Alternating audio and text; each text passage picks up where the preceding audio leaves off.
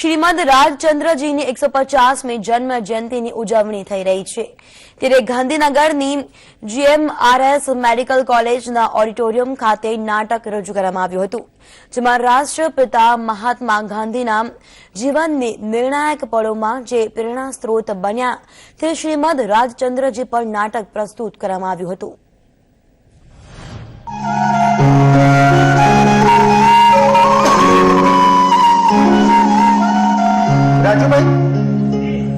રાજુભાઈ આ ફૂલોની ટોપી જરા બહાર લઈ જશે ભલે, અને આસનોની વ્યવસ્થા કરશે. પ્રવીણભાઈ બધું બરાબર છે? સરસ. કરશનભાઈ તમે હજી સુધી આ ચાદર સરખી નથી કરી? ડાયાભાઈ મારું નામ મગન છે, કરશનભાઈ ત્યાં રહ્યા. તમારું નામ મગન છે તો શું આ ચાદર સાથે જ મગન રહેશો? ના નહીં ને. ચાલો ચાલો ચાલો, આ જુઓ ફૂલના પાંદડા. ઈશ્વરભાઈ, ઓ ઈશ્વરભાઈ, આ અહીંયા જુઓ ફૂલના પાંદડા પડ્યા છે. હા લઈ લો. બાપુ આવશે જોશે કહેશે ડાયાભાઈ આ તમે પાછા અહીંયા આવીને ગોઠવાઈ ગયા છગનભાઈ? અરે શું છગન મગન કરો છો? જાઓ જાઓ જાઓ, જલ્દી જાઓ, દૂધનો લોટો લઈ આવો. અને પ્રભુલાલભાઈ, પૂજાની આરતીની બધી તૈયારી થઈ ગઈ છે ને? કંકુ, ચોખા, અગરબત્તી, તુલસીના પાન, સાદા ફૂલ બધું છે? અરે ડાયાભાઈ બધું જ તૈયાર છે. સરસ. પણ એક જ વસ્તુ નથી. શું? મારું નામ પ્રભુલાલ નથી. તો તમારું નામ શું છે ભાઈ? દયાશંકર. હે પ્રભુ દયા કરો. જુઓ, હું તમારું નામ ભૂલી ગયો અને તમે આ પૂજાની થાળીમાં દીવાસળીનું બાકસ ભૂલી ગયા છો. જાઓ જાઓ જાઓ, જલ્દી લઈ. હા દૂધ. હા, અને રાજુભાઈ આસનોનું શું થયું? હજુ લાવું છું, જલ્દી લાવો બાપુ. અવઘડિયા. ડાયાભાઈ હા, શું થયું પાછું? તમે સાંભળ્યું કે આ સરદાર વલ્લભભાઈ પટેલ બાપુને શું કહેતા હતા? શું કહેતા હતા? તેમને બાપુને ઘણા સમજાવ્યા પણ માન્યા જ નહીં. અને ડાયાભાઈ અમને તો બહુ ડર લાગે છે. 2 દિવસ પહેલા કોઈ લોકો બોમ્બ મૂકી ગયેલા. એ તો આપણા બધાના નસીબ સારા કે કોઈને કઈ થયું નહીં. હા, તમારી વાત સાચી છે. મને લાગે છે કે આપણે બાપુને સમજાવવા જોઈએ. તમારી પણ વાત સાચી છે. હા, એટલો ડાયાભાઈ બાપુને સમજાવી દેશે. આમની વાત પણ. ઓ રાજુભાઈ, શું ડાયાભાઈ બાપુને સમજાવી દેશે? અહીંયા સરદાર વલ્લભભાઈ પટેલ બાપુને નથી સમજાવી શક્યા. ત્યાં હું શું સમજાવવાનો હતો ભાઈ? નમસ્તે બાપુ. જો વાતમાં બાપુ આવી ગયા. ચલો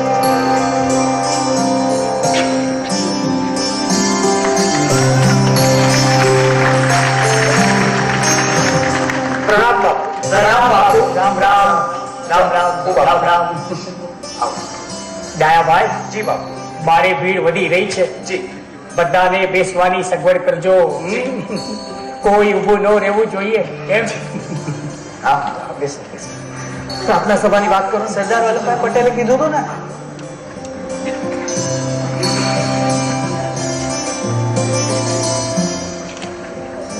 બાપુ, સરદાર વલ્લભભાઈ પટેલ કહેતા હતા કે તમે આજે પ્રાર્થના સભામાં ન જાઓ.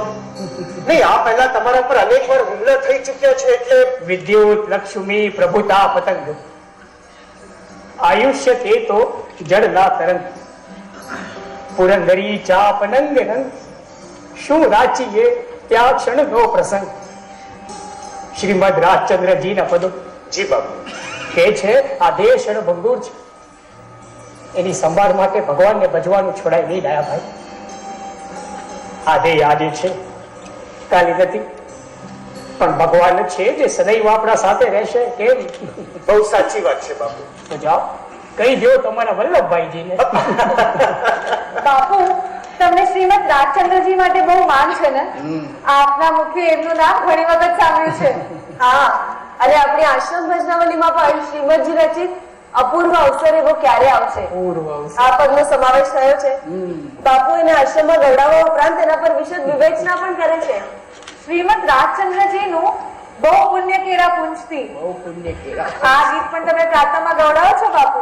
અરે બાપુએ તો પોતાની આત્મકથામાં રાયચંદભાઈ કરીને એક આખું પ્રકરણ લખ્યું છે. ડાયાભાઈ, જી બાપુ. તેમની વિશે હું જેટલું કહું તેટલું ઓછું છે. આ મોહન મહાત્મા બન્યો એમાં શ્રીમદ રાજચંદ્રજીનો બહુ મોટો ફાળો. તેઓ મારા માર્ગદર્શક, મારા પ્રેરણાદાતા ને મારા સારા મિત્ર હતા, ને હું તેમનો પૂજારી.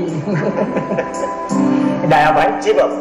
ઘણા ધર્મચારીઓના સંપર્કમાં હું આવ્યો, પણ જે છાપ મારા ઉપર શ્રીમદ રાજચંદ્રજીએ પાડી છે એ બીજા કોઈ નથી પાડી શક્યા. તેમના વિચારો મને સૌસરવા ઉતરી જતા. તેમની બુદ્ધિ વિશે મને માન હતું ને પ્રામાણિકતા વિશે પણ તેટલું છે. અને તેથી હું જાણતો હતો કે તેઓ મને ઈરાદાપૂર્વક આડે રસ્તે નહીં દોરે. આથી મારી આધ્યાત્મિક ભીડમાં હું એમનો જ આશ્રય લેતો. ને ડાયાભાઈ, જી બાપુ. તમારા પિતા શ્રી ગાંધાભાઈ તો સાક્ષી હતા કેમ? હા બાપુ. બાપુ, મને તો શ્રીમદ રાજચંદ્રજીને મળવાનો મોકો નથી મળ્યો, પરંતુ પિતાશ્રીના મુખે અવારનવાર એમના વિશે સાંભળ્યું છે. સરસ. લાગે છે બહાર મેઘની વધતી જાય છે. આપણે સૌએ ત્યાં પહોંચવું જોઈએ. પ્રણામ બાપુ. પ્રણામ બાપુ. રામ રામ રામ રામ રામ રામ રામ.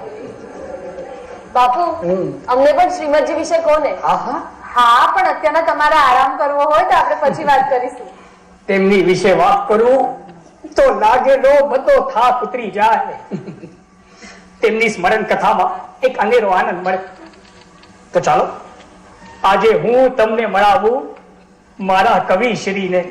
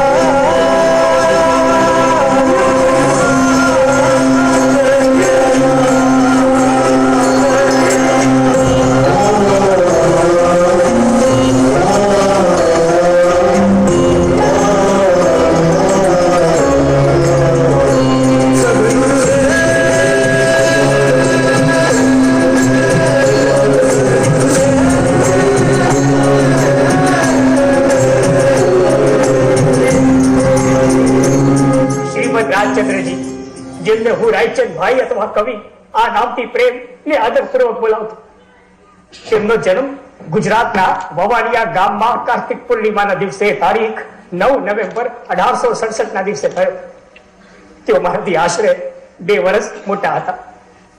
હું તેમને પહેલી વાર મળ્યો તે વર્ષ હતું 1891 ને તારીખ 6 જુલાઈ.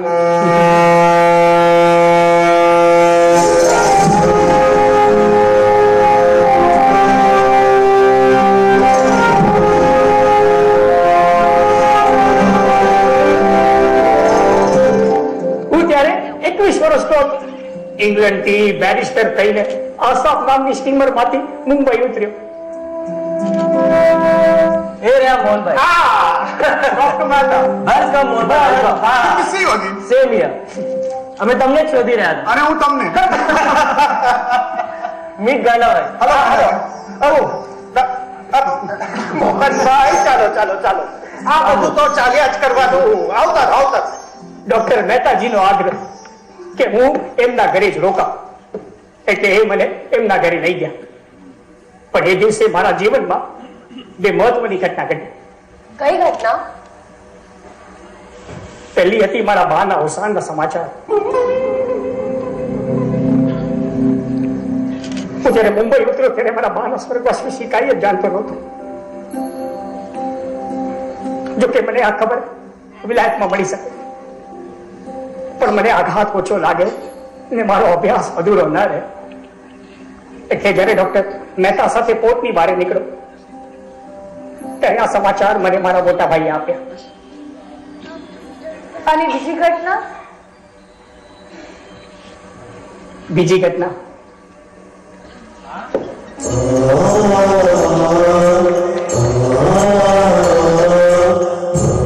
શ્રીમદ રાજચંદ્રજીનો મારા જીવનમાં પ્રવેશ. આવો મોહનભાઈ, આવો. આવો ગાંડાભાઈ. આવો આવો. પધારો મોહનભાઈ, પધારો. રાયચંદભાઈ, મને ખબર હતી કે તમે સમયસર પહોંચી જશો માફ કરજો, મોહનભાઈને લેવા ગયા હતા એટલે થોડું મોડું થયું. Meet Mohandas Karamchand Gandhi and he is Raichandbhai, જેમના વિશે મેં તમને રસ્તામાં કહ્યું. નમસ્તે મોહનભાઈ. નમસ્તે. Please have a seat. Gopalbhai બેસો.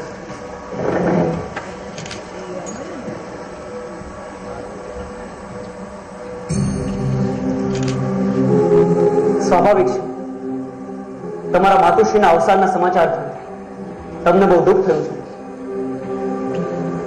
હા, દુઃખ એ વાતનું છે કે બાનું અવસાન 6 મહિના પહેલા થયું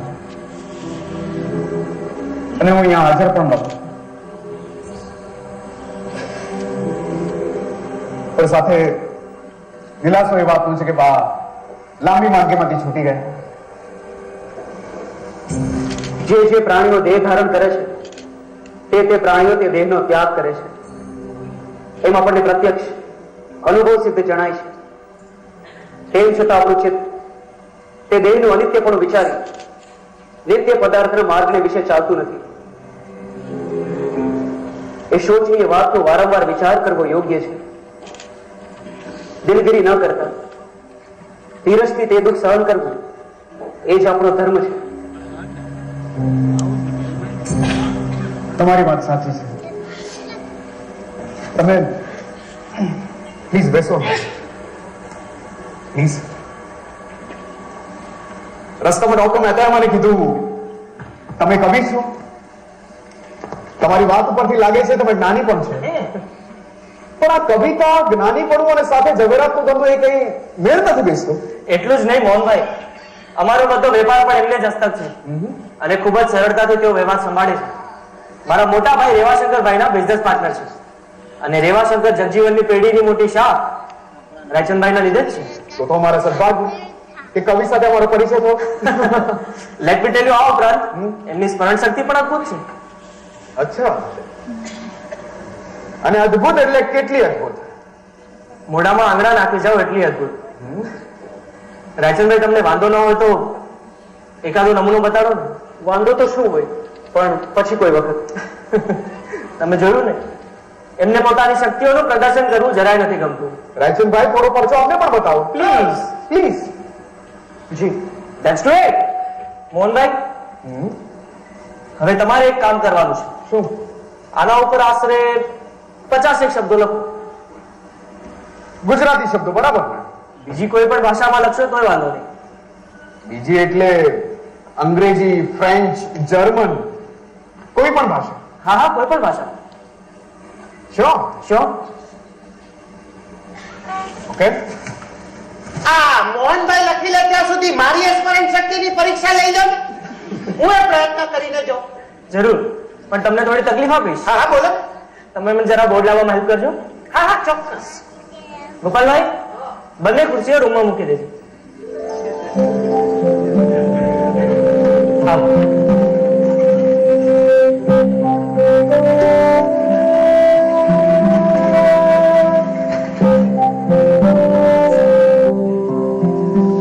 હવે હું જે શબ્દો લખીશ એ તમારે યાદ રાખવાના છે.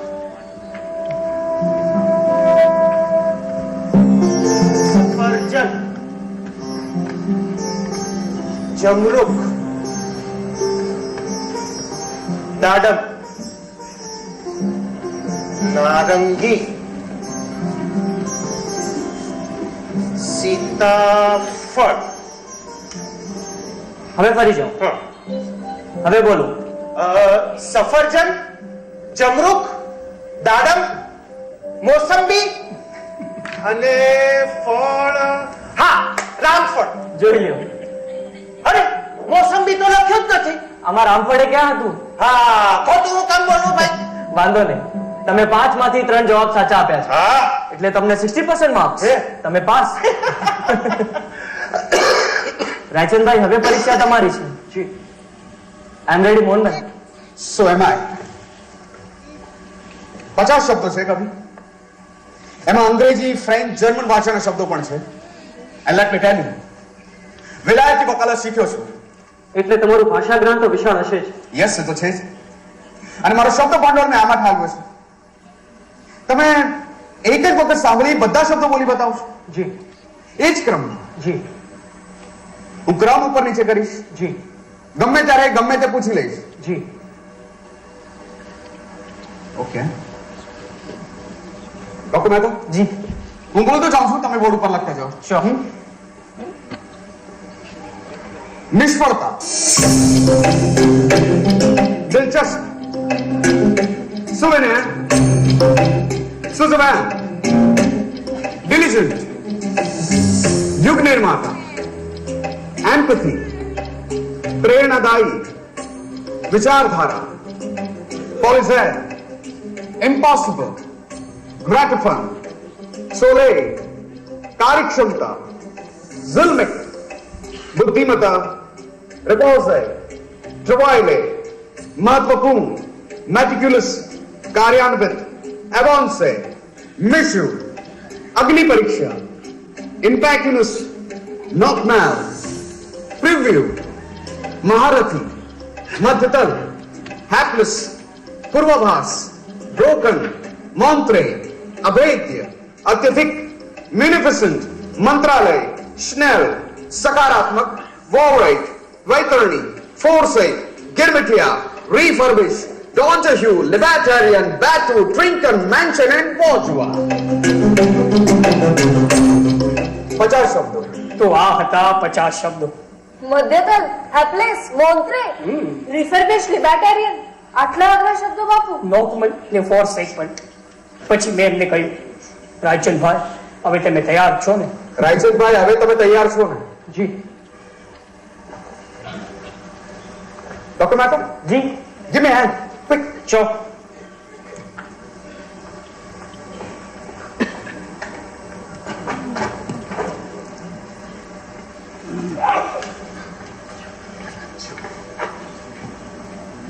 It is going to be fun. Yes. હવે આમાંથી 25 થી 35 સુધીના શબ્દો બોલો. ઇમ્પેક્યુલસ, નોકમલ, preview, મહારથી, મધ્યતલ, helpless, પૂર્વાભાસ, broken, મોન્ત્રે, અભેદ્ય, અત્યધિક.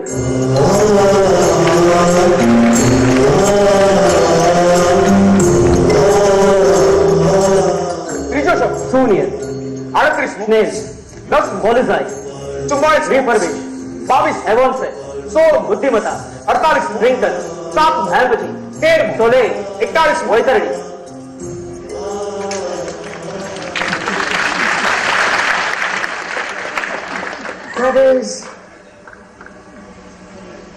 That is impossible. એ 11મો શબ્દ છે.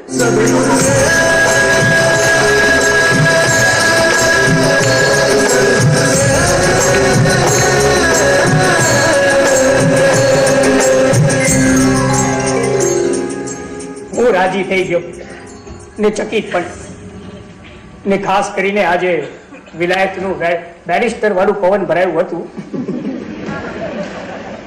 તે હળવો પાડવા માટે આ અનુભવ સરસ થયો ઘણા. આટલી સ્મરણ શક્તિ, આટલું જ્ઞાન ને આસપાસના લોકોમાં તેમના પ્રત્યે એટલું માન જોઈને હું મોહાયો.